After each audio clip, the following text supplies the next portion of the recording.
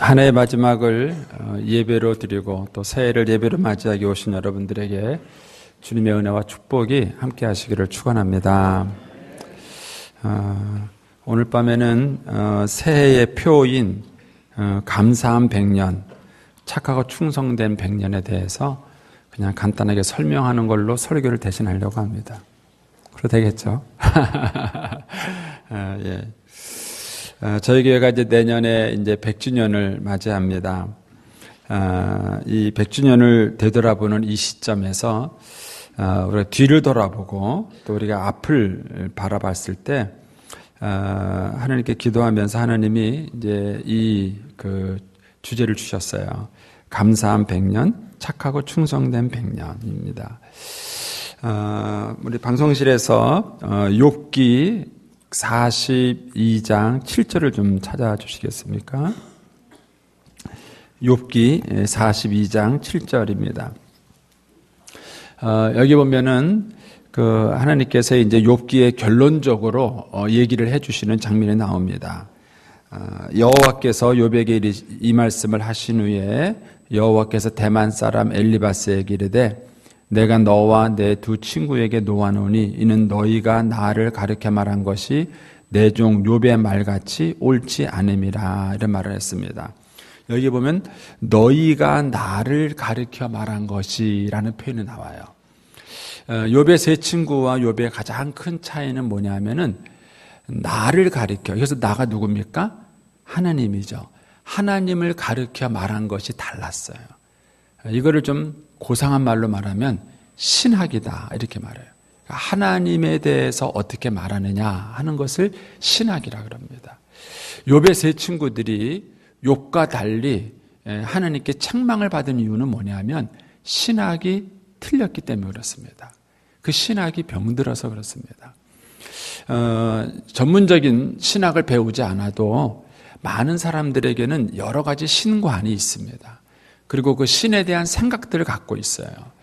근데 그 신과 그 사람들이 갖고 있는 그 신에 대한 생각, 그 신관이 그것으로 끝나는 것이 아니라 그 사람의 생각에 영향을 미칩니다. 그리고 그 생각은 그 사람들이 삶을 해석하는 데 영향을 미칩니다.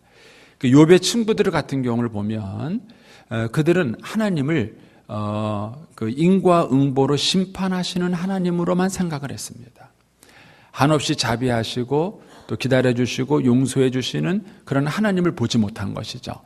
그래서 그 인과응보 사상을 가지고 욥의 삶을 해석을 했고 그래서 욥에게 그런 어려움과 시련이 다가온 이유는 무엇인가 욥이 죄를 지었기 때문이라고 해석을 한 것이죠. 그래서 욥에게 해서는 안 될 아주 모진 말들을 많이 하게 된 것입니다. 그러니까 하나님께서 이 욥과 그의 친구들을 딱 구분했을 때 차이가 뭐냐? 욥은 하나님에 대해서 건강한 신앙을 가지고 있었어요. 반면에 욥의 친구들은 하나님에 대해서 잘못된 신앙을 가지고 있었습니다. 그 잘못된 신학이 삶을 갈라놓은 것입니다. 저와 여러분이 신앙생활을 하면서 어떤 신앙을 갖느냐 하는 것은 대단히 중요합니다. 그리고 그 신앙은 암암리에 저와 여러분의 생각의 뿌리가 되는 것이고 그리고 그것이 저와 여러분의 삶을 끊임없이 해석하게 되는 것입니다. 그리고 이것은 자기에만 미치는 것이 아니라 자기의 자녀들에게 그것을 은근히 가르칩니다. 부모가 자녀들에게 그 신관을 가르치게 돼서 부모가 부모로부터 병든 신앙을 배운 그 자녀들은 계속해서 그 신앙이 병들게 되는 것이죠. 대표적인 것 중에 하나가 예를 들어서 기복신앙 같은 것입니다. 기복신앙에 물든 엄마는 자녀들에게 기복신앙을 가르쳐주게 되고 그리고 그 기복신학적으로 그들이 삶을 살아가게 되는 것이지요. 우리가 지난 한 해를 이렇게 돌아볼 때에도 단순히 사람은 자기가 지난 한 해를 되돌아보는 것이 굉장히 객관적이라고 생각합니다. 그러나 사실은 극히 주관적입니다. 사람은 자신의 삶을 뒤돌아보는 것도 사실은 해석을 하고 있는 것입니다. 저는 이제 저희 아내가 이제 자매가 셋이에요. 그런데 아버지에 대한 기억이 세 자매가 다르더라고요. 아버지는 하나고 똑같은 그 아버지 밑에서 컸는데 모여서 얘기를 해보면은 아버지에 대한 추억이 각자 달라요. 왜 그럴까요? 갑자기 아버지가 3명이. 아니, 그 아버지에 대한 해석이에요. 그 아버지에 대한 해석을 갖고 있는 것이 세 자매가 달랐던 것입니다. 그러니까 우리가 과거에 대해서 어떤 생각을 갖고 있는 것은 사실은 자신이 경험한 거기 때문에 굉장히 객관적이라고 말하지만 사실은 객관적인 것이 아니라 극히 주관적입니다. 그것을 어떤 눈으로 보고 어떻게 해석하느냐는 것이죠. 그리고 그것은 곧 그 사람의 미래에 영향을 미치게 되는 것입니다. 성경에서는 우리가 과거를 뒤돌아볼 때 놓쳐서는 안 될 중요한 그런 시각을 감사라고 얘기를 하고 있습니다. 로마서 4장 4절 말씀에 보시면 사도 바울이 복음을 전하면서 복음과 율법의 가장 큰 차이를 이렇게 말합니다. 일하는 자에게는 그 삭시 은혜로 여겨지지 않고 보수로 여겨지거니와 이렇게 말을 합니다. 여러분, 저와 여러분은 일생을 살아가면서 많은 일들을 합니다. 그런데 그 일을 하고 난 다음에 받는 삭을 어떤 사람은 은혜로 여기는 사람이 있고 어떤 사람은 보수로 여기는 사람이 있습니다. 예를 들어서 저녁에 들어와서 남편이 아내가 차려준 밥상을 이렇게 받을 때 그것을 은혜로 여길 수도 있고 보수로 여길 수도 있어요. 내가 밖에 나가서 열심히 돈 벌어와서 돈 갖다 주니까 네가 이 정도는 나한테 해줘야지. 이렇게 생각해서 아내가 차려주는 밥상을 보수로 여겨지는 사람이 있습니다. 또 아내가 그 차려주는 밥상을 은혜로 여기는 사람이 있어요. 아, 나한테 이런 아내가 있어서 얼마나 감사한가. 나를 맞이해주고 그리고 피곤한 나를 위해서 이렇게 밥상을 차려주고 위로해주는 이 아내가 있는 게 얼마나 고마운가. 이거를 은혜로 여기는 사람이 있습니다. 똑같은 밥상을 받으면서 그것을 보수로 여기느냐 은혜로 여기느냐에 따라서 받아들이는 태도는 전혀 다른 것입니다. 전혀 다른 것이죠. 만약에 그것을 보수로 받아들이게 되면 이렇게 되는 것이죠. 마태복음 19장 27절에 보면 이에 베드로가 대답하여 이르되 보소서 우리가 모든 것을 버리고 주를 따라 싸운데 그런즉 우리가 무엇을 얻으리까. 그러니까 베드로는 자기가 열심히 일한 것을 수고라고 생각을 했고 그리고 자기가 수고한 것에 대한 마땅한 대가를 받아야 된다고 생각했어요. 그래서 내가 주를 위해서 고기잡이 배도 버리고 부모도 버리고 다 버렸는데 주님 나에게 무엇을 주시겠습니까? 이렇게 요구를 합니다. 근데 이런 자세를 가진 사람의 특징이 뭐냐면 마태복음 20장 12절에 주님이 포도원 품꾼의 비유를 통해서 그 먼저 온 품꾼에다가 베드로를 비유합니다. 그러면서 이렇게 말합니다. 나중 온 이 사람은 1시간밖에 일하지 아니하였거늘 그들을 종일 수고하여 더위를 견딘 우리와 같게 하였나이다. 이런 거예요. 여러분, 자기가 열심히 수고한 것에 대한 보수를 받는다고 생각하는 사람은 어떻게든지 간에 그 보수가 차이가 나야 돼요. 그리고 그 보수를 받는 다른 사람과 자기를 구별해야 합니다. 그래서 가장 율법적인 것에 빠졌던 바리새인들이 그들이 그렇게 하나님을 열심히 섬기면서도 세리들과 자기를 차별했습니다. 사람을 차별하고 사람을 구별하고 뭔가 자기만의 특별한 대우를 받으려는 생각을 했다는 것이죠. 이것이 율법주의의 한계예요. 그러니까 율법주의를 가지고 가진 사람들은 바로 이런 생각들을 갖습니다. 자기가 수고한 것이 많으면 많을수록 자기가 뭔가 다른 사람보다 더 특별한 존재라는 생각을 갖게 되는 것입니다. 여러분, 저희 교회가 100년을 살아온 것은 뭔가 특별한 건가요? 아니면 하나님의 은혜인가요? 잘 모르겠어요. 우리가 지난 100년을 살아오면서 우리가 그 100년을 어떻게 해석하느냐의 문제인 것이죠. 반면에 이 자기가 수고한 그 모든 것을 은혜로 여긴 사람이 있었습니다. 그 사람이 바로 바울이죠. 고린도전서 15장 10절에 보면 이렇게 말합니다. 그러나 내가 나된 것은 하나님의 은혜로 된 것이니 내게 주신 그 은혜가 헛되지 아니하여 내가 모든 사도보다 더 많이 수고하였으나. 사도 바울이라고 해서 일하지 않은 것 아닙니다. 그는 강의 위협, 강도의 위협, 그리고 여러 번 죽을 고비를 많이 넘기고 배고픔과 굶주림과 추위와 그런 많은 수고를 했습니다. 그래서 그는 그 스스로가 알아요. 내가 모든 사도들보다 더 많이 수고했다. 내가 누구보다 고생 많이 했다. 이렇게 얘기를 합니다. 근데 그럼에도 불구하고 그는 뭐라고 말하냐면은 그런데 그게 내가 한 게 아니다. 이렇게 말해요. 그거 내가 한 게 아니라 나와 함께 하신 하나님의 은혜다. 여러분 저녁밥상에서 이런 상상을 한번 해보십시오. 아내가 밥을 차려줬는데 남편이 딱 앞에서 반찬이 이게 뭐야? 당신 오늘 하루 종일 집에서 뭐 했어? 이렇게 말해요. 그 말을 듣는 아내의 기분은 어떻겠어요? 너는 밖에 나가서 돈 많이 벌어오냐? 이제 만약에 이제 부부가 서로 밥상 앞에서 그런 대화를 주고받는다고 생각을 해보세요. 그거는 보수를 여기기 때문에 그런 말을 하게 되는 것이죠. 근데 반면에 그것을 은혜로 여긴다면 어떻게 생각할까요? 아, 여보 수고했어. 집에서 애들이 키우고 청소도 하고 어려운데 이렇게 반찬도 준비하는 여보 고생 많았어. 너무 고마워. 아니, 당신이 더 수고했어요. 당신이 그래도 이 어려운 시절에 이렇게 열심히 우리 가정을 위해서 일해주고 수고했기 때문에 이렇게 된 거 아니에요? 만약에 이런 얘기가 죽어가는 가정을 한번 생각해 보십시오. 여러분 어떤 자세를 가지고 살아가느냐에 따라서 그 대화와 내용들이 전혀 달라지게 되는 것입니다. 그러니까 사도 바울은 자기가 많은 수고를 했지만 그러나 그 수고한 것으로 인해서 교만하지도 않았고 남을 무시하지도 않았고 그렇다고 그것을 가지고 자랑하는 사람도 아니었어요. 왜냐하면 그것은 자기가 한 것이 아니라 하나님의 은혜였다 이렇게 말을 했기 때문입니다. 그럼 어떻게 바울은 그런 자세를 가질 수 있었을까 하는 것입니다. 그 비결이 디모데전서 1장 12절에 나옵니다. 거기서 바울은 자기의 믿음의 아들 디모데에게 목회적인 조언을 하면서 이렇게 말합니다. 나를 능하게 하신 그리스도 예수 우리 주께 내가 감사함은 나를 충성되이 여겨 내게 직분을 맡기심이니. 그럼 바울은 여기서 뭐라고 말하냐면 나를 능하게 하셨다. 바울이 많은 일을 했지만 그가 그 많은 일을 할 수 있었던 것은 이미 하나님의 나에게 능력을 줬기 때문이라는 거예요.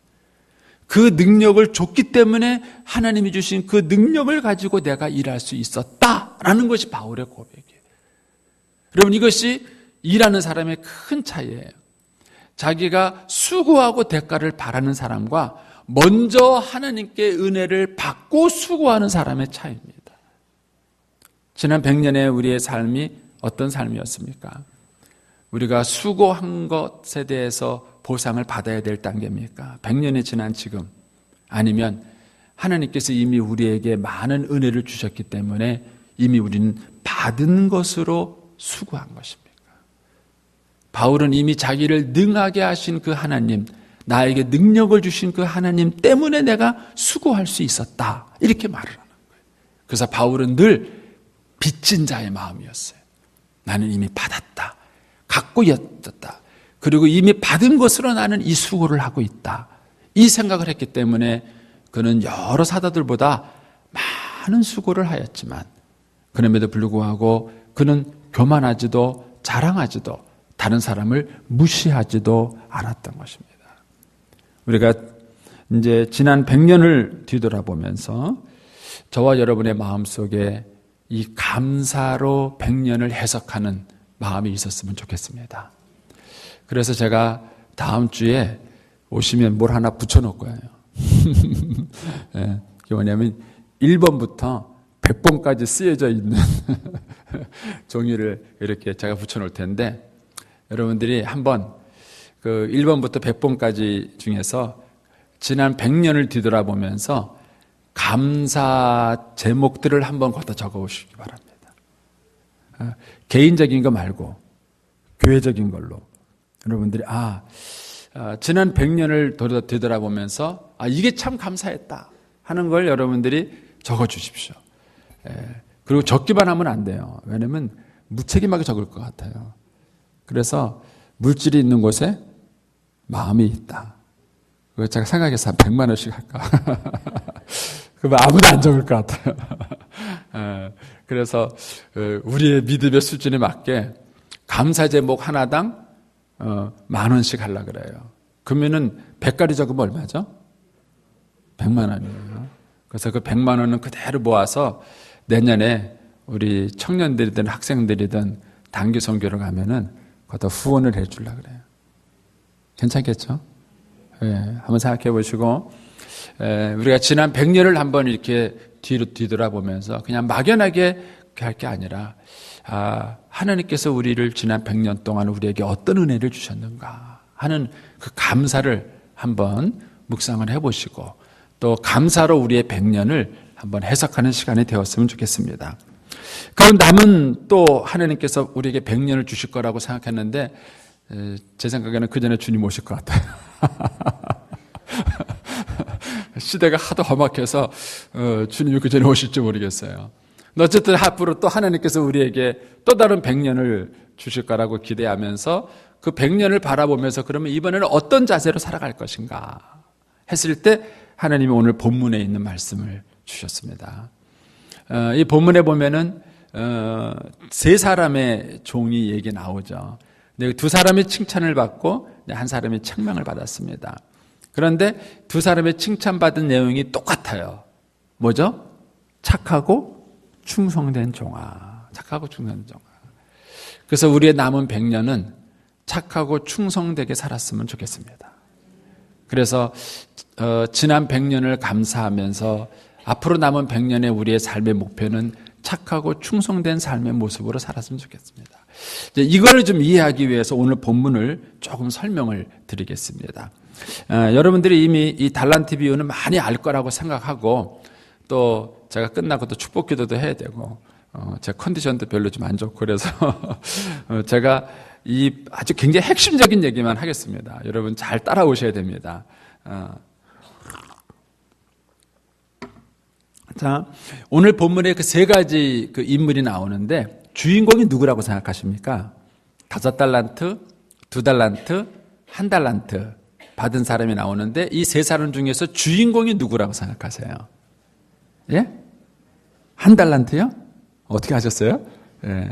저는 어렸을 때 늘 주인공을 누굴 들었냐면은 5달란트, 2달란트 얘기 들었어요. 그래서 이 달란트 비유를 볼 때마다 이 5달란트, 2달란트 받은 사람처럼 이유를 많이 남겨서 충성스럽게 일하자. 이게 이제 설교의 결론이었어요. 그런데 본문을 가만히 들여다보면은요, 본문의 포인트의 인물은 5달란트, 2달란트가 아닙니다. 1달란트 받은 사람이에요. 그 사람이 주인공이에요. 그리고 5달란트, 2달란트 받은 사람은 이 1달란트 받은 사람에 대한 설명을 하기 위해서 일종의 비교로 나온 일종의 엑스트라예요. 예. 그러면은 주님께서는 그 1달란트 받은 사람을 통해서 우리로 하여금 이 1달란트 받은 사람처럼 실패하지 않을 것에 대한 얘기를 해주고 있는 것입니다. 그럼 이 1달란트 받은 사람이 왜 실패했는가 하는 것입니다. 몇 가지 이유에서 이제 이 사람이 실패를 했는데 먼저 29절을 좀 봐주시기 바랍니다. 29절. 주님께서 쭉 이 비유를 얘기하신 다음에 결론적으로 얘기하신 것이 29절이에요. 29절 같이 한번 읽어보겠습니다. 무릇 있는 자는 받아 풍족하게 되고 없는 자는 그 있는 것까지 빼앗기리라 그랬습니다. 여기 보면은 있는 자가 있고 없는 자가 있습니다. 그러면 1달란트 받은 사람은 있는 자일까요? 없는 자일까요? 없는 자예요. 예, 왜냐면은 1달란트 받은 것을 빼앗아 뭐예요? 10달란트 가진 사람에게 줘라 이렇게 말씀하셨으니까 여기서 없는 자는 이 1달란트 받은 자예요. 그럼 있는 자는요? 5달란트, 2달란트 받은 사람이 있는 자예요. 그러니까는 이 1달란트 받은 사람이 실패한 이유는 뭐냐면 자기를 없는 자로 여겼기 때문에 그래요. 그래서 실패한 거예요. 그리고 5달란트, 2달란트 받은 사람은 자기를 있는 자로 여겼기 때문에 성공한 것입니다. 그러면 어떻게 구체적으로 그게 차이가 났는가 좀 살펴보도록 하겠습니다. 자, 먼저 두 사람이 왜 이런 차이가 났는지 거기 20절 말씀을 한번 좀 봐주시기 바랍니다. 20절 보면 5달란트 받았던 자는 5달란트를 더 가지고 와서 이르되 주인이여 내게 5달란트를 주셨는데 보소서 내가 또 5달란트를 남겼나이다. 거기 아주 중요한 표현이 하나 나오죠. 주인이여 내게 5달란트를 주셨는데 이렇게 말합니다. 그러니까 이 사람은 10달란트를 갖고 와서 뭐라고 말하냐면은 주님 내게 5달란트를 주셨는데 이렇게 표현해요. 그러면 자기한테 원래 얼마 줬다는 거예요? 5달란트를 있었다는 얘기를 말하고 있는 거예요. 자, 이번에는 22절로 한번 가보시겠습니까? 거기 보면은 2달란트 받았던 자도 와서 이르되 주인이여 내게 2달란트를 주셨는데 보소서. 패턴이 똑같아요. 2달란트 받은 사람은 뭐라 그러냐면 내게 2달란트를 주셨는데 이렇게 말할까. 자기가 2달란트를 받았다는 것을 명확하게 알고 있어요. 자, 반면에 25절로 한번 가보시기 바랍니다. 1달란트 받은 사람은 뭐라고 얘기합니까? 두려워하여 나가서 당신의 달란트를 땅에 감추어 두었나이다. 당신이 누구예요? 하나님이에요. 그러니까 내 달란트라고 말하지 않았고요. 당신의 달란트라고 얘기를 합니다. 그러면서 이렇게 말하죠. 당신의 달란트를 땅에 감추어 두었나이다. 보소서 누구의 것? 당신의 것을 가지셨나이다. 이렇게 말을 해요. 그러니까 이 사람은 분명히 1달란트를 받았어요. 그러면은 앞에 있는 패턴을 따라가면은 뭐라고 얘기해야 됩니까? 주인이여 내게 1달란트를 주셨는데 이렇게 이 패턴을 따라가야 돼요. 근데 내게 1달란트를 주셨는데 이렇게 말하지 않고 이 사람은 1달란트 손에 쥐고 있으면서도 이건 내 거 아니야. 이건 내 거 아니라 이건 당신 거야. 내 달란트 아닙니다. 당신 겁니다. 이렇게 생각하는 거예요. 그러니까 이 사람은 실제 자기에게 없는 게 아니라 있는데도 불구하고 있는 거를 없는 것으로 해석을 했습니다. 자, 왜 그렇게 생각했을까? 그 이유가 착하고 충성된 데 차이가 있어요. 자, 24절을 보겠습니다. 24절을 보면 이렇게 말합니다. 1달란트 받았던 자는 와서 이르되 주인이여 당신은 굳은 사람이라 심지 않은 데서 거두고, 여기서 당신은 굳은 사람이다 라는 얘기는 당신은 구두쇠입니다, 이런 아주 매서운 인정머리가 없는 사람입니다, 이런 뜻이에요. 그 왜 이 1달란트 받은 사람은 주인을 매서운 인정머리가 없는 사람이라고 생각했을까요? 제가 이제 이것을 상상을 한번 해보겠습니다. 자, 이제 주인이 이렇게 종들을 쫙 세워놨어요. 세워놓고, 이 1달란트 받은 사람도 딱 서 있습니다. 그러면 주인이 앞에서부터 이렇게 달란트를 나눠줘요. 나눠줬을 때 이 1달란트 받은 사람은 자기가 몇 달란트 받을 거를 기대했을까요? 예? 5달란트요? 아, 예, 착하시네요.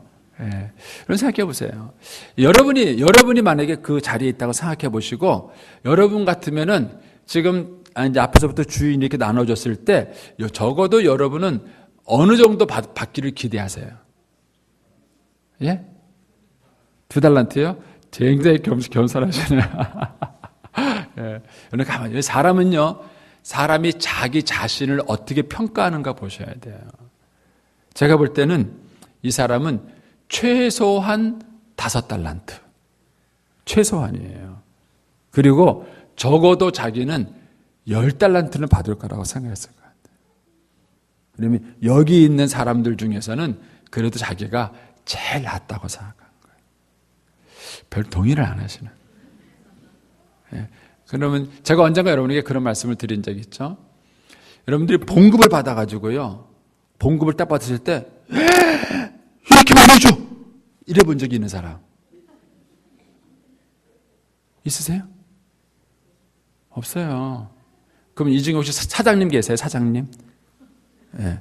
사장님은 줄 때 어떻게 주세요? 아, 그래도 내가 참 이 사람들 수고한다, 인심 써준다고 그렇게 생각하지 않으세요? 주는 사람은 많이 준다고 생각해요. 근데 받는 사람은요, 자기가 받는 것이 항상 자기가 수고한 것보다 적다고 생각하는 거예요. 이게 인간 안에 있는 마음이에요. 그러니까 이 사람은 적어도 거기서 기다리고 있을 때 최소한 자기는 5달란트는 받아야 돼요. 그런데 저쪽 사람한테 5달란트를 줬어요. 그리고 옆에 사람한테 2달란트를 줬어요.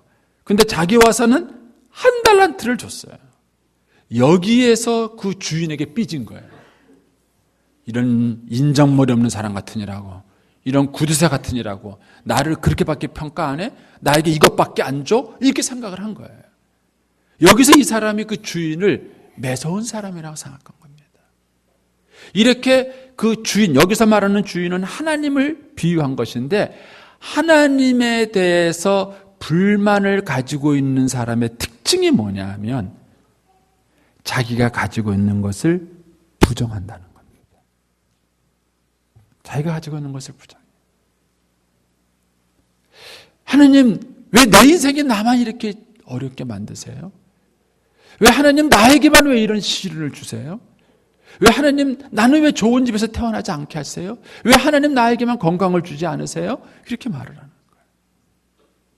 언젠가 제가 여러분에게 이지선 자매를 소개한 적이 있습니다. 근데 그 이지선 자매가 이렇게 힐링 캠프에 한번 나온 적이 있을 때에 그 이경규 신가가 그런 질문을 했어요.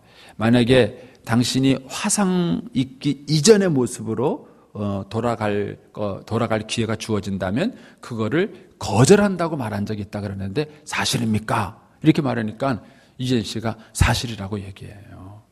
근데 아니 왜 그거를 안 가실라 그러냐고. 그러니까 이제 그 이지선 자매가 그 얘기를 해. 자기가 이제 어디에 가서 이렇게 강연을 할 때 그 얘기를 했대요. 그러니까는 그 강연이 끝나자마자 오빠가 화가 난 거예요. 네가 왜 그러냐고 말이야. 그러면서 이제 자기 눈앞에 볼펜을 하나 딱 꺼내 보이면서 자, 이 볼펜을 네가 지금 딱 잡기만 하면은 바로 네가 화상 이전의 얼굴로 돌아갈 수 있어. 그럼 잡을 거야 안 잡을 거야 막 오빠 그랬대요. 근데 이진 자매가 곰곰이 생각하더니 나 안 잡어 그랬다는 거예요. 왜 안 잡는데? 잡기만 하면 돌아가는데 왜 안 잡는데? 하고 막 얘기했다는 거예요.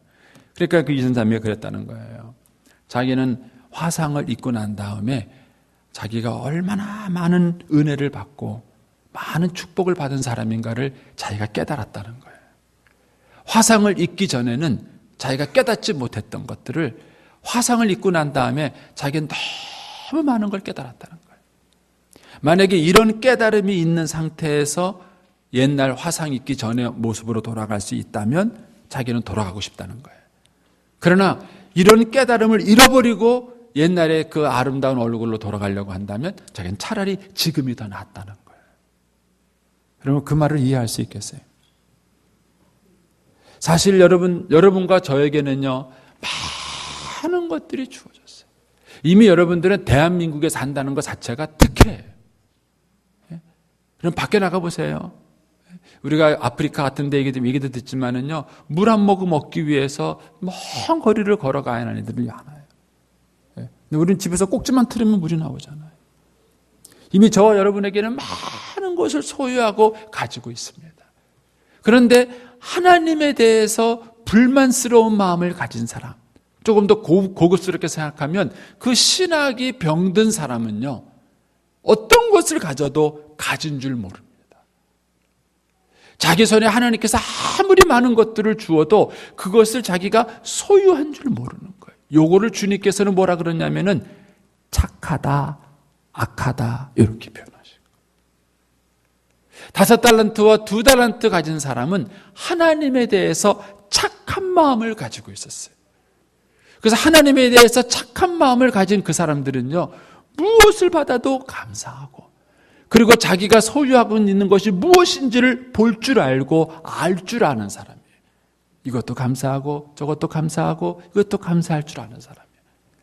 반면에 이 1달란트 받은 사람은 1달란트를 받은 게 문제가 아니라 그 마음이 악한 게 문제예요. 악하고 게으른 종아 이렇게 얘기했어요. 악한 게 문제예요. 그 마음에 하나님에 대해서 악한 마음을 가지고 있으니까 이 사람은 사실 한 달란트가 아니라 그 이상을 줬어도 여전히 자기가 가지고 있는 것을 불만스럽게 생각할 수 있는 사람인 것입니다. 여러분들은 하나님에 대해서 혹시 섭섭한 마음을 갖고 있지 않으세요? 지난 1년을 살아오시면서 여러분들은 하나님이 더 좋으신 하나님이고 나를 사랑하시는 하나님이고 나에게 대해서 은총을 베푸시는 그런 하나님으로 더 많이 느끼셨습니까? 아니면은 지난 한 해를 살아오면서 하나님은 나만 미워해, 하나님은 나만 싫어하는 것 같아, 아니면 그런 하나님에 대한 상처를 계속 받고 살아오셨습니까? 그것이 내년도를 결정합니다. 앞으로의 100년을 결정하는 것입니다. 저와 여러분이 하나님이 우리에게 주신 그 삶을 헛되이 살아가지 않으려고 한다 그러면 착한 종의 마음이 필요한 거예요. 그리고 그 착한 종의 마음을 가질 때야 비로소 우리는 자기에게 준 것을 볼 수 있게 되고, 그것을 볼 수 있을 때에 비로소 자기를 있는 자로 여긴다는 거예요. 그리고 있는 자로 여길 때에 비로소 그가 충성된 종이 될 수 있고 맡겨진 일을 잘 감당할 수 있게 된다는 것입니다. 저와 여러분이 하나님이 우리에게 100년을 주실지 50년을 주실지 10년을 주실지 우리는 모릅니다. 그러나 우리가 지난 100년을 뒤돌아보며 적어도 하나님이 좋으신 하나님인 것을 발견할 수 있게 되기를 축원합니다. 저는 개인적으로 하나님의 사랑을 제가 느낄 수 있는 게 감사해요. 나보다 나를 더 사랑하시는 하나님, 나보다 나를 더 아끼시고 또 내 길을 인도해 주시는 그 하나님에 대해서 발견한 게 얼마나 감사한지 모릅니다. 저는 여러분들도 그 하나님을 발견할 수 있게 되길 바랍니다. 그리고 하나님께 대한 상처를 씻으세요. 그리고 그 하나님에 대해서 여러분들이 선한 마음을 가지십시오. 그것이 저와 여러분을 있는 자로 만듭니다. 그리고 그 있는 자로 여겨질 때야 비로소 우리가 5달란트를 또 5달란트를 또 2달란트를 또 다른 2달란트를 남길 수 있는 그런 종의 삶을 살게 되는 것입니다. 저희 교회가 하나님께서 또 다른 100년을 또 허락해 주신다면 우리는 그것을 착하고 충성된 100년으로 살아가는 저와 여러분 모두가 되기를 축원합니다. 기도하겠습니다. 살아계신 하나님 아버지, 저희들에게 지난 100년 동안 축복하시고 여기까지 인도해 주셨음을 감사합니다. 뒤를 돌아보면 우리의 허물과 실패와 연약함 투성이인데도 하나님께서 그 모든 것들을 그리스도의 십자가 보혈로 씻으시고 정결케 하시며 그래서 주의 은총 가운데서 저희들을 선함으로 또 가득함으로 여기까지 인도해 주셨음을 감사합니다.